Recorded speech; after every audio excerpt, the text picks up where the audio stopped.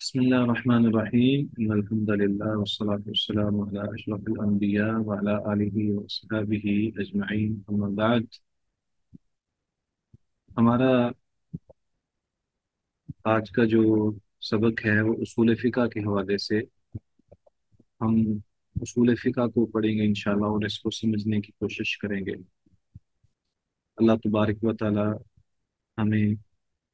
صحیح طور پر پڑھنے سمجھنے اور اس پر عمل کرنے کی توفیق عطا فرمائے۔ سب سے پہلی بات تو یہ ہے کہ اصول فقہ کس کو کہتے ہیں، اس کے بارے میں ہمیں جاننا چاہیے۔ دراصل اگر بظاہر سمجھا جائے تو یہ ایک قانون ہے یا قانون اور ضابطہ جس کے ذریعے شریعت کے مطالب اور مقاصد کو سمجھا جا سکے، اور اس کو اگر اجمالی طور پر سمجھیں تو اس کا مطلب یہ ہے کہ یہ ایک ایسا علم ہے جو فقہ کی اجمالی دلیلوں کے حالات، ان دلیلوں سے فائدہ حاصل کرنے کے طریقے اور فائدہ حاصل کرنے کے حالات کے بارے میں بحث کرتا ہے۔ اور یہ علم مجتہدین کے لیے ضروری ہے۔ جتنے بھی مجتہدین ہوتے ہیں جب تک وہ اصول فقہ کو نہ سمجھ پائیں، نہ اس کو سمجھیں، نہ اس کے مطابق اپنے اجتہاد کر پائیں، تب تک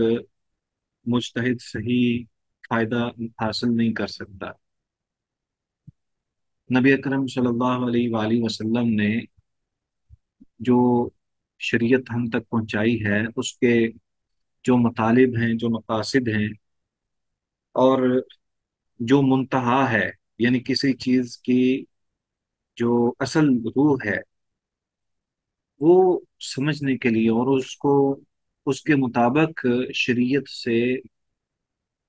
اپنے لیے قانون کو سمجھنے کے لیے جو اصول ہے وہ اصول فقہ ہے۔ سب سے پہلے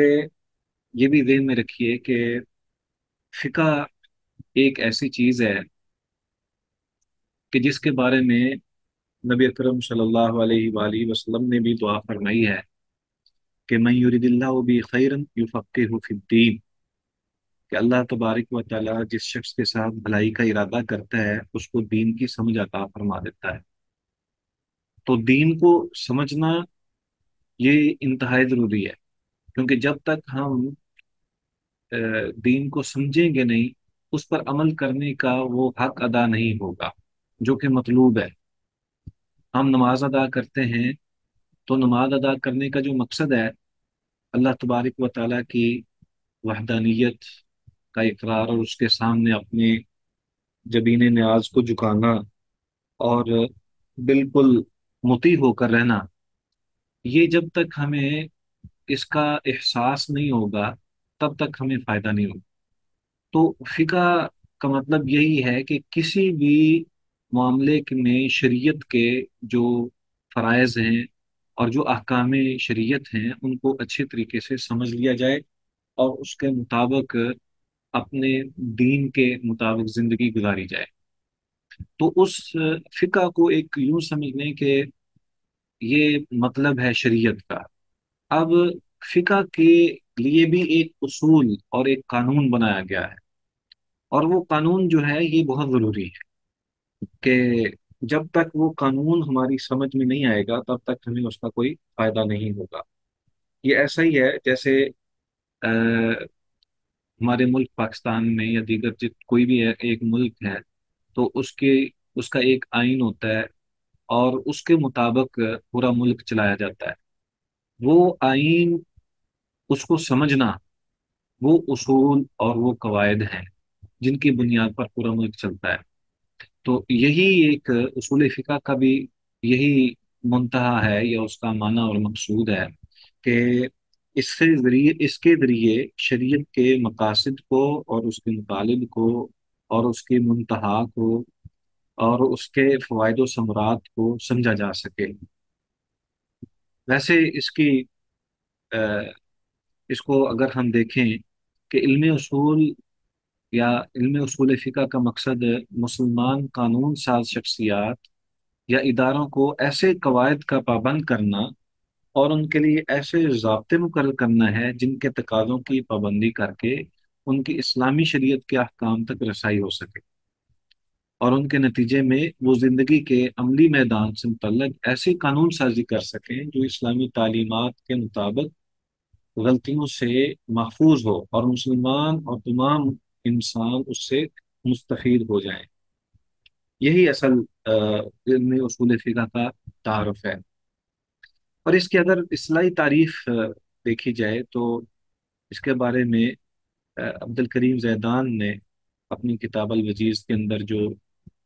اس کی تاریخ لکھی ہے وہ یہ ہے کہ مجموعۃ القواعد التي تبین للفقیہ، کہ ایسے قواعد جو فقیہ کے لیے واضح کریں ایسے طریقے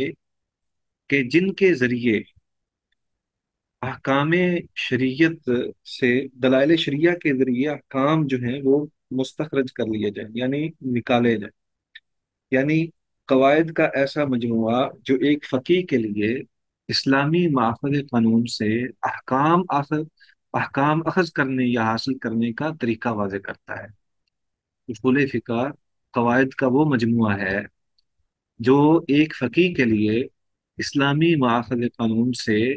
احکام اخذ کرنے یا حاصل کرنے کا طریقہ واضح کرتا ہے۔ اسی طرح شاہ ولی اللہ رحمہ اللہ نے بھی اس کی تعریف کی ہے، اور انہوں نے بیان کیا ہے کہ ایسے قواعد کا علم جن کے ذریعے شریعت اسلامی کے فروعی احکام کا اس کے تفصیلی دلائل سے استنباط کیا جا سکے۔ تو مقصد یہ ہے کہ جیسے قرآن اور حدیث ہیں، قرآن و حدیث ایک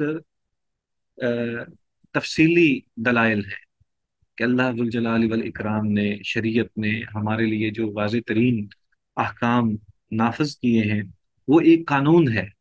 اور یہ تفصیلی دلائل ہے۔ اب ان دلائل کی روشنی میں ہمارے جو عام مسائل ہیں اس کو سامنے رکھتے ہوئے کوئی فائدہ حاصل کرنا یا شریعت اسلامی کا جو مقصد ہے وہ جاننا، یہ دراصل علم اصول فقہ کا مقصد ہے۔ اچھا، یہ اصول فقہ اس کی ابتدا کب ہوئی؟ بنیادی طور پر تو یہ صحابہ کرام رضوان اللہ علیہ مجمعین کے دور سے ہی ایسے قواعد وضع کر دیے گئے جن کی بنیاد پر آگے چل کر اصول فقہ کا علم وجود میں آیا۔ اس میں چند ایک مثالیں آپ کے سامنے جو ہے وہ ضروری ہیں کہ کس طرح صحابہ اکرام رضوان اللہ علیہ مجمعین نے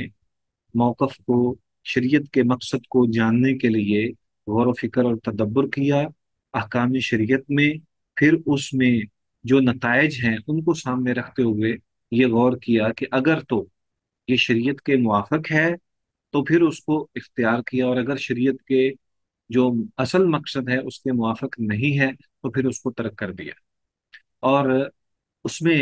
یہ ہے کہ مجتہد کے لیے یہ ضروری ہے کہ وہ ان تمام قواعد شریعہ کو اچھے طریقے سے سمجھ سکے اور اس کے مطابق مسائل جو ہے وہ اس کا حل تلاش کرے۔ اس کی ایک مثال پیش کی جاتی ہے کہ سیدنا عمر فاروق رضی اللہ تعالی عنہ کے دور میں ایک واقعہ رونما ہوا کہ جب مختلف دور اور اطناف کے لوگ جو ہیں، بہت زیادہ ایسے ممالک میں جہاں فوجیں پہنچ چکی تھی، اسلامی فتوحات کا سلسلہ تھا اور بہت سارے لوگ مسلمان ہو چکے تھے، تو ایسی صورتحال میں بعض لوگ مسلمان ہونے کے باوجود شراب نوشی اس کے مرتکب ہوئے۔ تو سیدنا عمر فاروق رضی اللہ تعالی عنہ کے سامنے یہ چیز جو ہے وہ آئی۔ تو اس موقع پر سیدنا عمر فاروق رضی اللہ تعالی عنہ نے یہ جاننے کی کوشش کی کہ اس کا حل کیا ہے، اس کا کہ کس طرح ہم اس کو اس کی سزا کیا ہے اسلامی شریعت کے اندر۔ تو اس کو ثابت کرنے کے لیے صحابہ کرام رضوان اللہ علیہ مجمعین سے مشورہ کیا گیا۔ تو صحابہ کرام رضوان اللہ علیہ مجمعین سے جو مشورہ کیا گیا اس کے مطابق پھر جو فیصلہ ہوا اس کو دیکھا گیا کہ کیا شریعت کی یہی یہی ضرورت ہے یا اس کا مقصد یہی ہے، تو اس پہ پھر آگے جا کے نتیجہ اخذ کیا گیا۔ اور اس میں یہ تھا کہ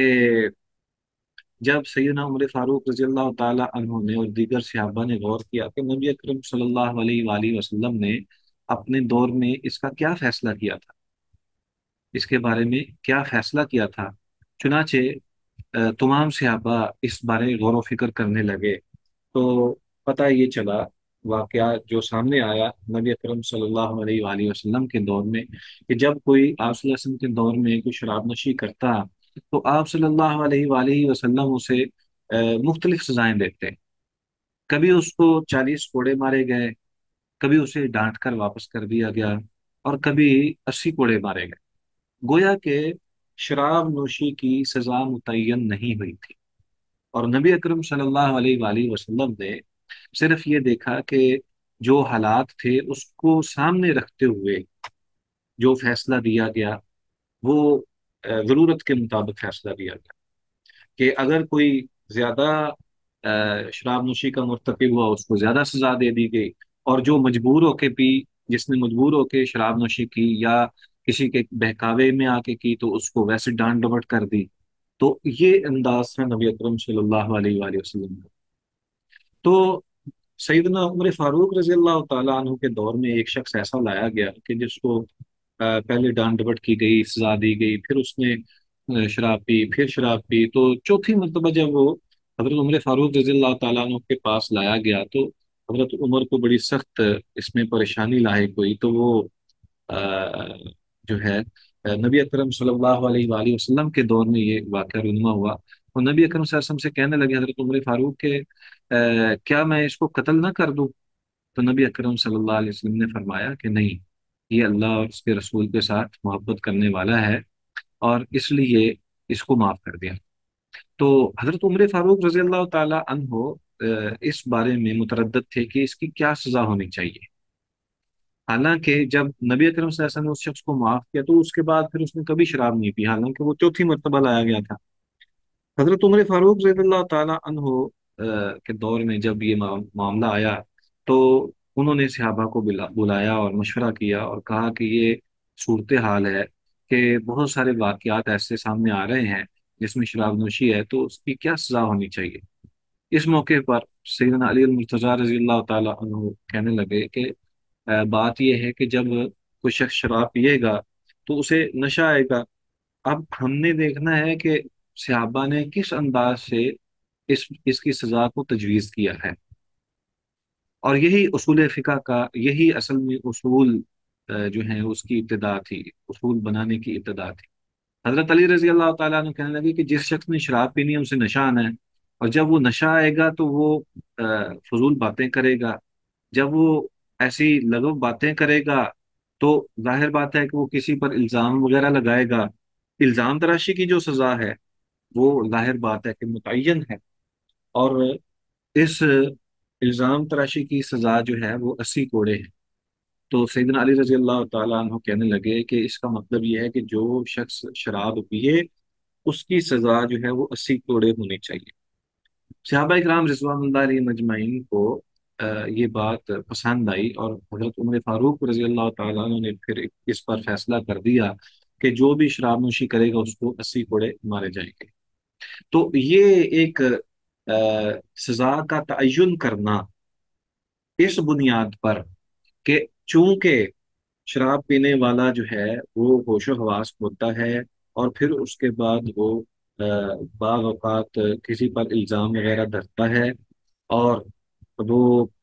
نقصان پہنچاتا ہے، کسی کے اوپر بہتان لگائے گا، تو اس بنیاد پر صحابہ کرام نے یہ فیصلہ کیا کہ اس کو یہ سزا دی جائے گی، یعنی 80 کوڑے دی جائے گی۔ تو اس سے یہ ثابت ہوتا ہے کہ شریعت کے جو اصل مقصد ہے وہ حفاظت ہے، وہ عزت کی حفاظت، دین کی حفاظت، نفس کی حفاظت، اور انسان کے جو جو اس کی عقل ہے اس کی حفاظت، یہ ساری مطالب شریعت ہے، یعنی مقاصد شریعت میں سے ہیں۔ تو ایسا کوئی بھی عمل، ایسا کوئی بھی عمل جس کے ذریعے انسان کی جان جاتی ہو، تو شریعت یہ کہتی ہے کہ اس عمل کو روک دینا چاہیے، وہ بے شک جائز ہی کیوں نہ ہو، اس سے نقصان پہنچتا ہے، جان جاتی ہے، تو اس لیے یہ بنیادی طور پر اس کو منع کر دینا چاہیے۔ یہی یہ ایک بنیاد ہے۔ اسی طرح اگر کسی وجہ سے کسی شخص کی عزت پامال ہو رہی ہو، تو وہ کوئی بھی عمل ہو، وہ کوئی بھی بات ہو، وہ کوئی بھی چیز ہو، تو مقصد کیا ہے کہ عزت کی حفاظت۔ اب یہ ایک اصول، یہ بنیادی اصول ہے کہ عزت کی حفاظت بھی کرنی ہے، اس لیے ہر وہ کام یا ہر وہ بات جس کے ذریعے کسی کی عزت محفوظ نہ رہے، وہ تمام کا تمام وہ امر جو ہے یا بات جو ہے اس کو روک دیا جائے گا۔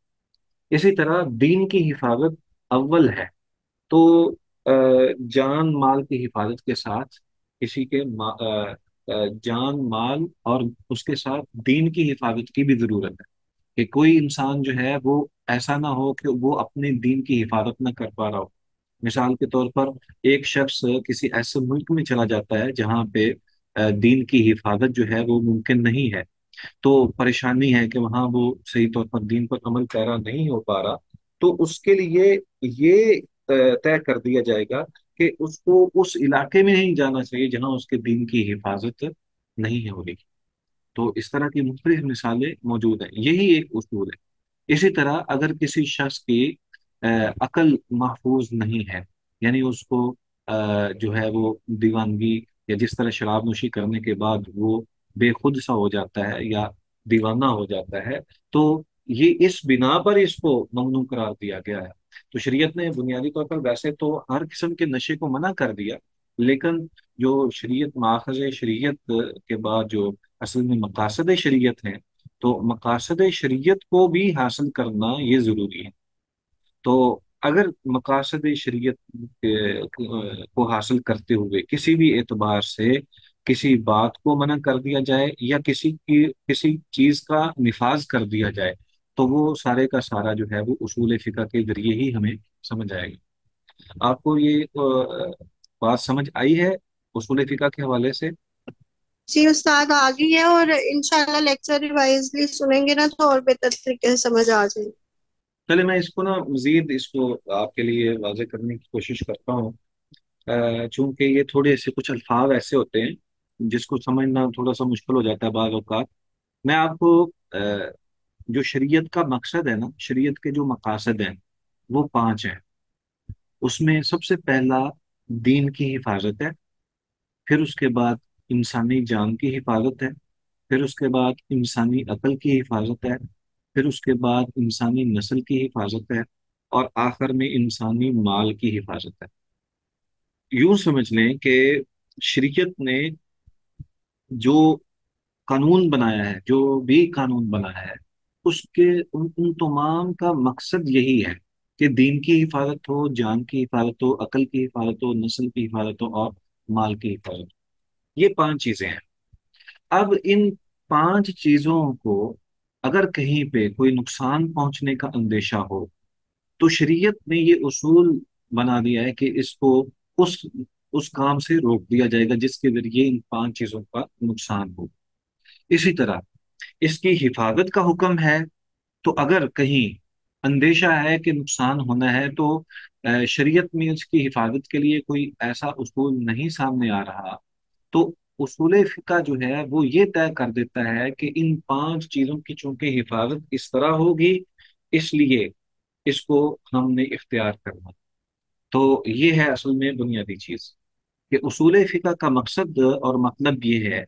کہ دین کی حفاظت ہو، انسانی جان کی حفاظت ہو، انسانی عقل کی حفاظت ہو، انسانی نسل کی حفاظت ہو، اور انسانی مال کی حفاظت ہو۔ ان پانچ چیزوں کو سامنے رکھتے ہوئے قانون بنایا جائے، تو وہ اصول ہے اور اصول فقہ ہے۔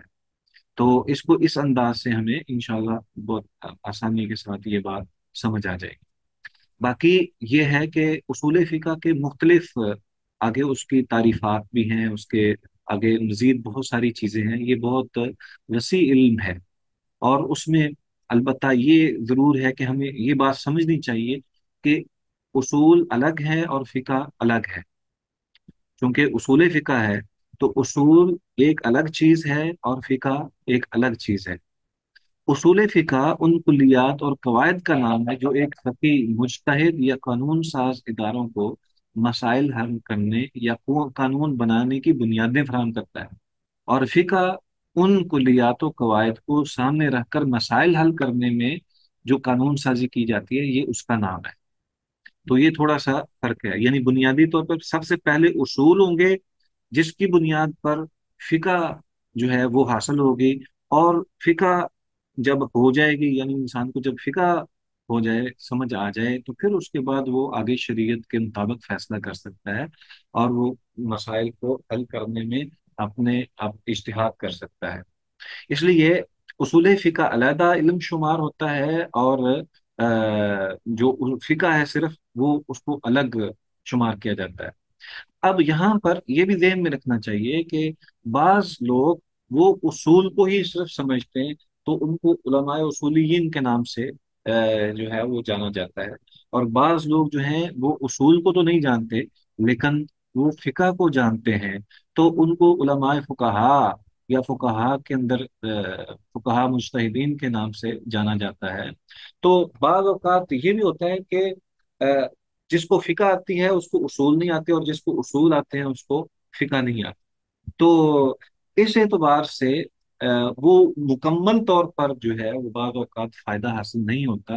جب تک کہ دونوں چیزوں کو صحیح طور پر نہ سمجھا جا سکے۔ اور جو شخص اصول کو بھی جانتا ہے اور فقہ کو بھی جانتا ہے، یقینی طور پر وہی صحیح مجتہد ہوتا ہے، وہی صحیح مجتہد ہوتا ہے، کیونکہ اس کو اصول یعنی جو مقاصد شریعت ہیں، جو اصل شریعت کا مطلب ہے اور مقصد ہے، اس کو جب وہ جانتا ہے تو اس بنیاد پر وہ آگے اس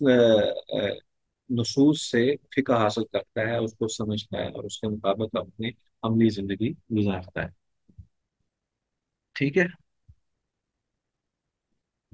کوئی اور چیز آپ کے ذہن میں ہے اس حوالے سے، کوئی سوال وغیرہ؟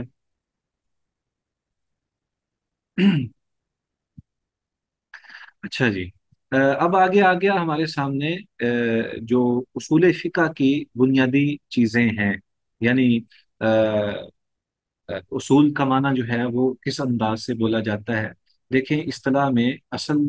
کئی معنوں کے لیے بولا جاتا ہے، جس میں عام قاعدہ یہی ہے کہ جیسے اصولیوں کی یہ بات کہ امر وجوب کا تقاضا کرتا ہے، اور امر جو ہے اس کا مطلب یہ ہے کہ جب اللہ تبارک و تعالیٰ نے کسی بات کا حکم دے دیا یا نبی صلی اللہ علیہ وآلہ وسلم نے کسی معاملے میں حکم واضح طور پر دیا، تو اس کا مطلب یہ ہے کہ وہ فرض ہے۔ جب حکم دے دیا تو پھر وہ فرض ہے، وہ فرض کا تقاضا کرتا ہے، جیسے اللہ تبارک و تعالیٰ کا فرمان ہے وما آتاکم الرسول فخذوہ وما نہاکم عنہ فانتہوا، کہ جو اللہ کے رسول تمہیں دے دیں اسے لازم لے لو۔ یہ جو لینا ہے یہ لازمی ہے کہ اسے اخذ کیا جائے، اور یہ تقاضا ہے اس بات کا کہ رسول اللہ صلی اللہ علیہ وآلہ وسلم جو بھی آپ کو حکم دیں اس کی تعمیل ہر صورت میں کی جانی چاہیے۔ یہ نہیں ہو سکتا کہ نبی صلی اللہ علیہ وآلہ وسلم کوئی حکم دے اور ہم کہیں کہ نہیں، آپ کا یہ حکم جو ہے وہ تو صرف اس لیے تھا کہ کبھی کر لیا کرو کبھی نہ بھی کیا کرو، ایسا نہیں ہے۔ اسی طرح ایک دوسری دلیل ہے جس میں اصل کا لفظ دلیل کے معنوں میں بھی استعمال ہوتا ہے، جیسے آپ یہ کہتے ہیں کہ روزے کے فرض ہونے میں اللہ تبارک و تعالیٰ کا جو فرمان ہے کہ یا ایھا الذین آمنوا کتب علیکم الصیام، کہ اے ایمان والو، اے اہل ایمان، تمہارے اوپر روزے فرض کر دیے گئے۔ یہ جو کتبہ کا معنی ہے کہ لکھ دیے گئے، یہ دراصل یہ تقاضا کرتا ہے کہ یہ فرض ہیں اور اس میں کوئی گنجائش نہیں ہے۔ اسی طرح لفظ فقہ جو ہے لغت میں فقہ سمجھ بوجھ کو کہتے ہیں، کہ کوئی بھی چیز جو ہے جب انسان کو سمجھ میں آ جائے تو یہ کہا جاتا ہے کہ یہ تو بڑا فقیہ ہے، یہ بڑا سمجھدار ہے۔ اسی طرح شریعت کے اندر جو یا فقہ کے اندر جو ہمارے سامنے بہت ساری ایسی دلیلیں موجود ہیں جس میں سمجھ بوجھ والی بات سامنے آتی ہے، جیسے اللہ تبارک و تعالیٰ کا فرمان ہے کہ جو موسیٰ علیہ الصلوۃ والسلام کی زبان سے نقل کیا گیا کہ حضرت موسیٰ علیہ السلام کہتے ہیں وَاحْلُلْ عُقْدَةً مِّن لِّسَانِي یفقہوا قولی، کہ اے اللہ میری زبان کی گرہ کو کھول دے تاکہ وہ میری بات کو سمجھ لیں، یفقہوا قولی، کہ وہ میری بات کو سمجھ لیں۔ تو اس سے یہ مراد لیا جاتا ہے کہ اصول فقہ سے مراد پھر یہ ہے کہ فقہ کے وہ قاعدے جن پر فقہ کی بنیاد ہے، جن پر فقہ کی بنیاد ہے۔ تو گویا کہ اللہ تبارک و تعالیٰ نے اگر کوئی چیز ہمارے لیے نافذ کی ہے، وہ فرض ہے یا سنت ہے یا مستحب ہے یا اس کے اندر مندوب ہے، ندب ہے، یا وہ نفلی ہے، تو یہ تمام چیزوں کا فیصلہ کرنا کہ یہ کس پیرائے میں ہمارے ساتھ یہ بات کی گئی ہے، یہ ہمیں اس کا مطلب یہ ہے کہ یہ اصول فقہ کے ذریعے ہمیں سمجھ آئے گی۔ اسی طرح اگر نبی اکرم صلی اللہ علیہ وآلہ وسلم نے کسی چیز کو منع کیا ہے تو کیا وہ حرام ہے یا وہ مکروہ ہے یا اس کو مباح کے طور پر اختیار کیا جائے گا کہ وہ مباح ہے لیکن نبی صلی اللہ علیہ وسلم نے اس کو ناپسند کیا ہے۔ تو یہ ساری وہ چیزیں ہیں جو اصول فقہ کے ذریعے ہی ہمیں سمجھ آئیں گی۔ تو شریعت کے جو اصل نصوص ہیں، مثلا قرآن و حدیث، جو اصل نصوص ہیں اللہ تبارک و تعالیٰ کا فرمان اور نبی صلی اللہ علیہ وآلہ وسلم کی احادیث، یہ نصوص ہیں، ان کو سمجھنا کہ شریعت کیا کہتی ہے، یہ فقہ ہے۔ اور ان تمام چیزوں کو، یعنی ساری نصوص کو، سارے مطالب و مآخذ کو سامنے رکھتے ہوئے جو مطلب اور مقصد ہے اس کو سمجھنا، یہ اصل میں اصول ہے۔ جیسے میں نے شروع میں آپ کے سامنے ایک مثال بیان کی تھی کہ جیسے پاکستان کا آئین ہے اور اس کے مطابق آگے کئی چیزیں جو ہیں وہ بیان کی جاتی ہیں، وہ کئی چیزیں ذکر کر دی جاتی ہیں، تو وہ جو اصل بنیاد ہے، وہ اصل اصول اور بنیاد وہ آئین ہے۔ آئین کے مطابق آگے اس کی تشریحات کی جاتی ہے اور اس کے مطابق فیصلے کیے جاتے ہیں، اور اس کے مطابق بہت ساری چیزیں جو ہیں وہ قانونی حیثیت سے ان پر عمل پیرا ہوا جاتا ہے۔ تو یہ ساری چیزیں جو ہیں یہ اس اعتبار سے ہمیں سمجھنے کی ضرورت ہے۔ تو یہ نبی اکرم صلی اللہ علیہ وآلہ وسلم کی تربیت سے ہمیں کچھ چیزیں ہمیں سمجھ آتی ہیں۔ یعنی اصول فقہ کا جو اصل منبع ہے وہ دراصل نبی اکرم صلی اللہ علیہ وسلم کا دور ہی ہے۔ نبوی دور میں ہی جو اصل مقاصد تھے وہ سامنے آئے ہیں۔ مثال کے طور پر اگر نبی اکرم صلی اللہ علیہ وآلہ وسلم نے ایک حدیث میں یہ بیان فرمایا ہے کہ کفار جو ہیں ان کے ساتھ معاملہ جو ہے وہ دوستی کا نہیں ہونا چاہیے، اور ان کے ساتھ جو ہے وہ بالکل آپ نے اس انداز سے نہیں رہنا کہ جس طرح مسلمانوں کے ساتھ محبت، یہ قرآن مجید میں بھی ہے اور احادیث کے اندر بھی موجود ہے۔ لیکن دوسری طرف کیا ہے کہ نبی صلی اللہ علیہ وآلہ وسلم نے ان کے ساتھ بعض اوقات لین دین بھی کیا ہے اور خرید و فروخت بھی کی ہے، ان کو ادھار چیزیں ان سے لی بھی ہیں اور ظاہر بات ہے کہ دی بھی ہیں۔ اسی طرح کفار کے ساتھ، کتابیہ کے ساتھ شادی کی بھی اجازت ہے۔ تو گویا کہ وہ جو حکم ہے ایک کہ ان کے ساتھ دشمنی کرنا یا ان کو ان سے دور رہنا یا ان کے ساتھ بالکل معاشرت کے اندر شریک نہ ہونا، یہ ایک ایسا امر ہے کہ جس کی وضاحت آگے نبی اکرم صلی اللہ علیہ وآلہ وسلم کے جو تعامل تھا ان کے ساتھ اس سے بھی ہمیں سمجھ آتی ہے۔ ایسا نہیں ہے کہ ہم ایک چیز کو لے لیں اور پھر اس کے اوپر ہی ہم کاربند ہو جائیں۔ جب تک ہم پوری شریعت کو سب کو سامنے نہیں رکھیں گے تب تک ہمیں اس کے نتیجے کا یا اس کے مقصد کا یا اس کی اس دین کے اس حکم کو سمجھنے میں ہمیں فائدہ نہیں ہوگا۔ اس لیے یہ ضروری ہے کہ جو شخص مجتہد ہے، یعنی جو شخص دین کے دین کے مسائل میں سے کوئی نہ کوئی فیصلہ اخذ کرتا ہے، کوئی مثال کے طور پر ہمارے ہاں ہمارے اس معاشرے کے اندر نکاح اور طلاق کے حوالے سے مسائل پوچھے جاتے ہیں، وراثت کے مسائل پوچھے جاتے ہیں۔ اسی طرح بہت سارے ایسے معاشرتی مسائل ہیں جن کے بارے میں پوچھا جاتا ہے۔ تو وہ در حقیقت صرف ایک چیز کو سامنے رکھ کے ہی اگر کوئی شخص فیصلہ کر دے تو وہ بات درست نہیں ہے۔ جب تک کہ شریعت کے تمام جتنی بھی نصوص ہیں ان کو سامنے رکھتے ہوئے جو مقاصد شریعت ہیں ان کو بھی بنیاد بنا کر ایک فیصلہ کیا جائے اور اس کو سمجھا جائے۔ تو یہ ہے وہ بنیادی چیز جس کے ذریعے انسان جو ہے وہ اصول فقہ جو ہے اس کو لازم ہے کہ وہ سمجھے اور اس کو جانے۔ ہاں جی، کوئی سوال ہے؟ اور میرا خیال ہے کہ جو شامل نہیں ہو سکے، وہ ابھی تک کوئی اور تو نہیں آیا ہمارے پاس شامل ہونے کے لیے؟ ویٹنگ روم میں بھی کوئی نہیں ہے؟ سر دو اسٹوڈینٹ ٹرائی کر دی ہیں لیکن ان کا ہوا نہیں۔ چلیں اللہ تعالیٰ ایسا نہیں کرے۔ جی، جو ہم نے پڑھا ہے اس کی سمجھ آئی ہے؟ اور اس میں سے کوئی سوال؟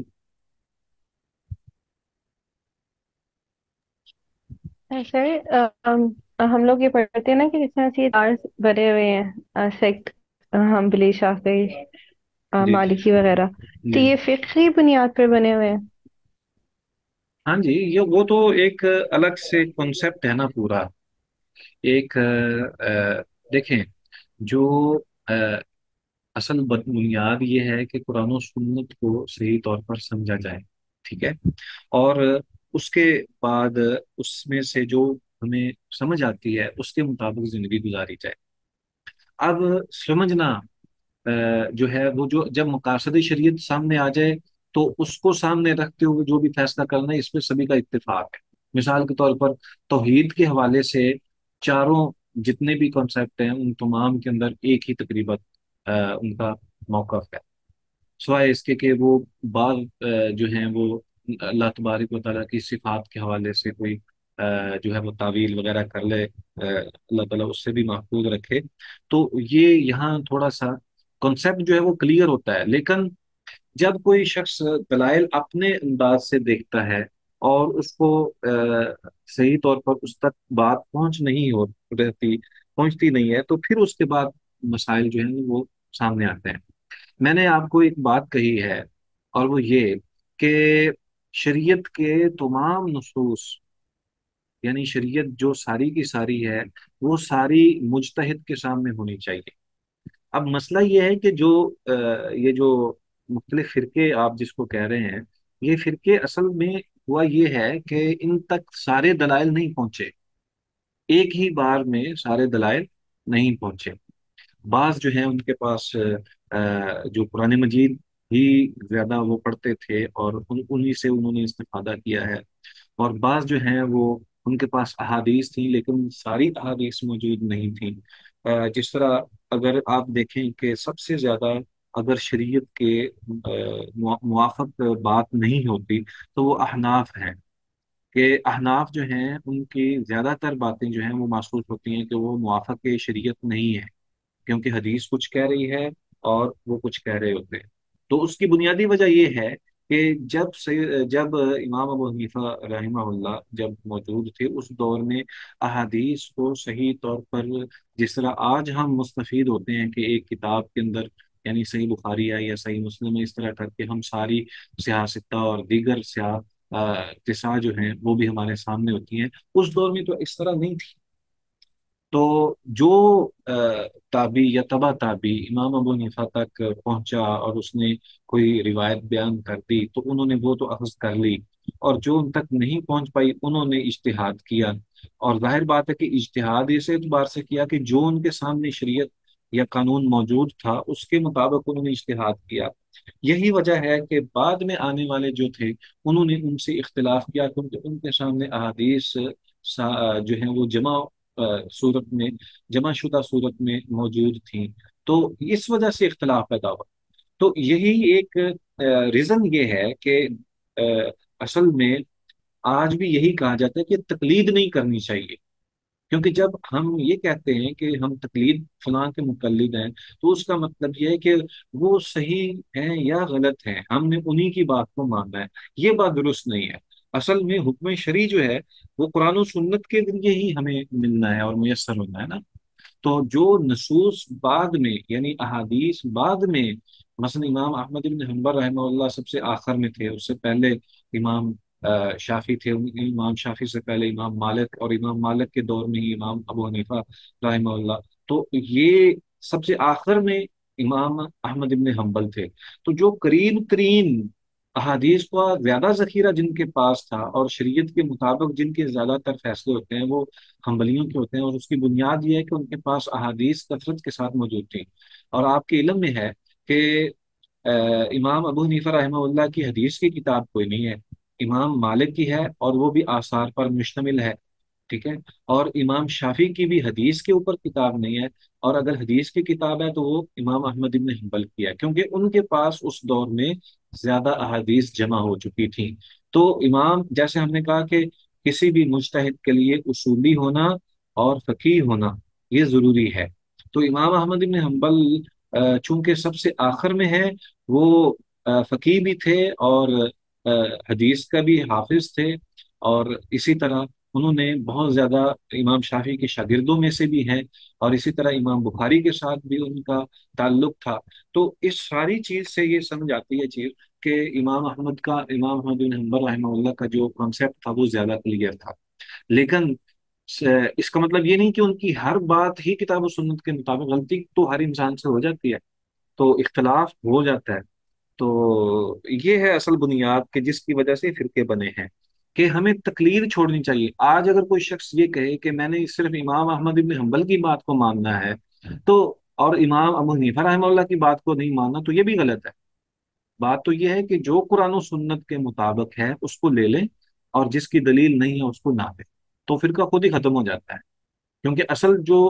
मकसद है, अल्लाह तबारक व तआला ने जो हमें हुक्म दिया है वो तो अल्लाह और उसके रसूल की इताअत का हुक्म दिया है, ना कि किसी इंसान। उसूल फिका की बात हम कर रहे थे, तो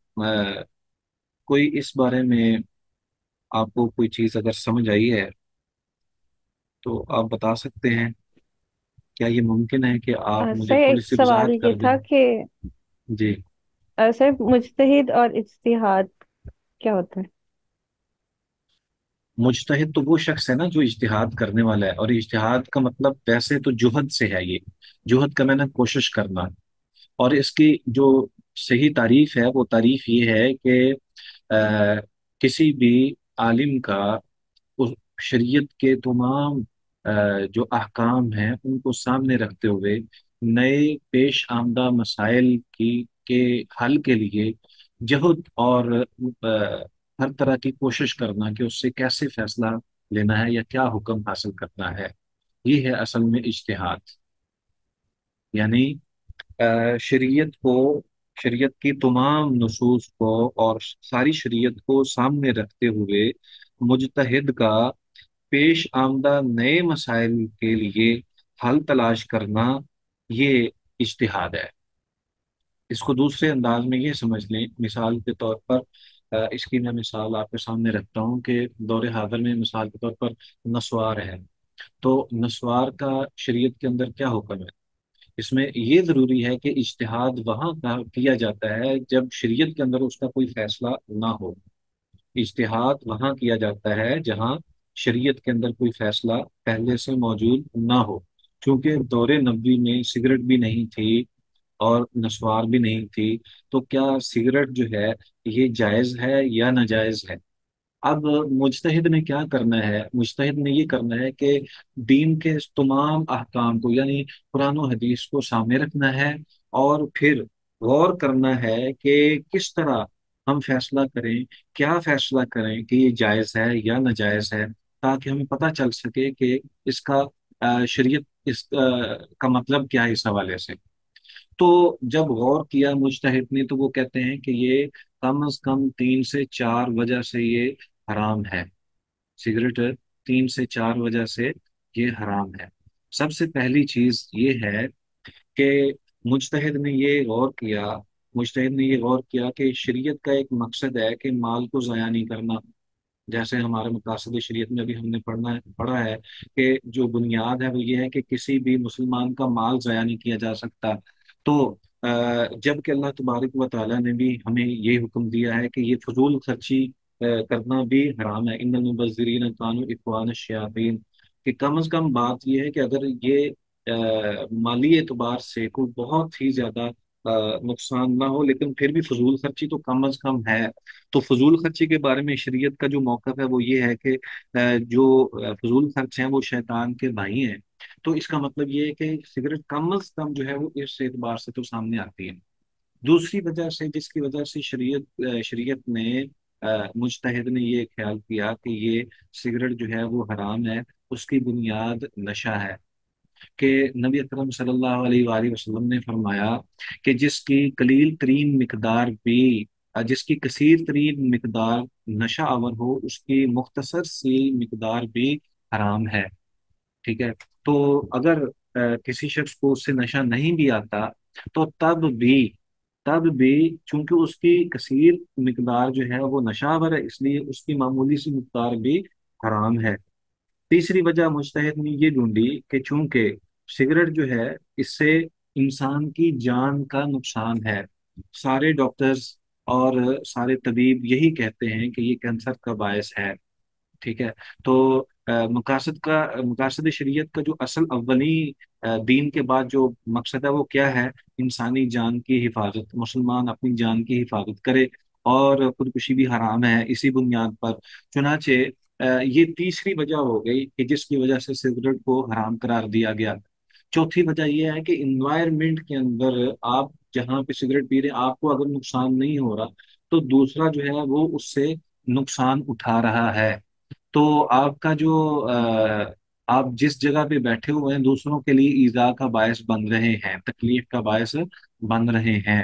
تو یہ ایک اور وجہ، مقصد یہ ہے کہ مجتہد نے غور کیا، چونکہ نبی صلی اللہ علیہ وسلم کے دور میں سگریٹ نہیں تھی، تو اب اس کا فیصلہ کیسے کیا جائے گا؟ تو اس نے یہ ساری چیزیں جو ہیں یہ مختلف انداز سے جو ہے وہ غور کر کے، تدبر کر کے، فکر کر کے یہ واضح کی کہ سگریٹ ان بنیادی وجوہات کی وجہ سے حرام ہے۔ تو یہ ہے ایک اجتہاد، جو اس نے اس کا حکم نکالا یہ ہے اجتہاد، اور جس نے نکالا وہ ہے مجتہد۔ ٹھیک ہے جی؟